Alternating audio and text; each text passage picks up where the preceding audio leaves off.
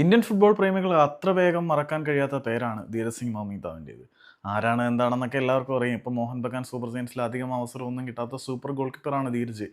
Under 17 world കപ്പിന് ഇന്ത്യക്ക് വേണ്ടി വളരെ മനോഹരമായിട്ടുള്ള പ്രകടനം ക്രോസ് ബാറിന് കീഴിൽ കാഴ്ചവെച്ച ഈ ഒരു താരം അന്ന് കേരള ബ്ലാസ്റ്റേഴ്സിൽ കോച്ചായിരുന്ന ഡേവിഡ് ജെയിംസ് എന്ന ഇംഗ്ലീഷ് ഗോളിയുടെ പാത പിന്തുടർന്ന് ബ്ലാസ്റ്റേഴ്സിലേക്ക് വരികയും ബ്ലാസ്റ്റേഴ്സിലെ താരത്തിന് അവസരം കിട്ടുകയും വളരെ മനോഹരമായിട്ടുള്ള പ്രകടനം ബ്ലാസ്റ്റേഴ്സ് ജേഴ്സിയിൽ ധീരജ് കാഴ്ചവെക്കുകയും ചെയ്തിട്ടുണ്ടായിരുന്നു. പക്ഷേ ധീരജ് പിന്നീട് മോഹൻ ബഗാനിലേക്ക് പോയി.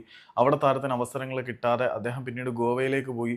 ഗോവയിൽ കുറച്ച് അവസരങ്ങൾ കിട്ടിയതിന് ശേഷം വീണ്ടും തിരിച്ച് മോഹൻ ബഗാനിലേക്ക് എത്തി ബെഞ്ച് പ്ലെയറായി മാറുന്ന കാഴ്ചയാണ് നമ്മൾ കണ്ടത്. ഏതായാലും ഈ ഒരു സീസൺ അവസാനിക്കുന്നതോടുകൂടി, ഈ ഒരു സീസൺ അവസാനിച്ചിട്ടുണ്ട്.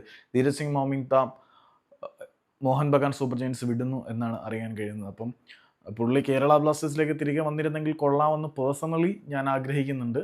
ഏതായാലും ധീരജ് മോഹൻ ബഗാൻ വിടുന്നു എന്നുള്ളത് നല്ല കാര്യം തന്നെയാണ്. കാരണം വിശാൽ കൈത്തിനെ മറികടന്നുകൊണ്ട് പലപ്പോഴും അവിടെ പുള്ളിക്ക് അവസരം കിട്ടത്തില്ല. മാത്രമല്ല അവരൊരു പിൻഗാമിയായിട്ട് ആർഷിനെ വളർത്തിയെടുക്കാനും തീരുമാനിക്കുന്ന ഒരു സാഹചര്യത്തിൽ ധീരജ് മറ്റ് ഓപ്ഷനുകൾ പരിഗണിക്കുന്നതായിരിക്കും നല്ലത്. ധീരജ് ബ്ലാസ്റ്റേഴ്സിലേക്ക് വന്നിരുന്നെങ്കിൽ കൊള്ളാമായിരുന്നു എന്നാണ് പേഴ്സണലി ഞാൻ വിശ്വസിക്കുന്നത്. നിങ്ങളുടെ അഭിപ്രായം എന്താണെന്ന് വെച്ചാൽ കമൻറ്റ് ചെയ്തു.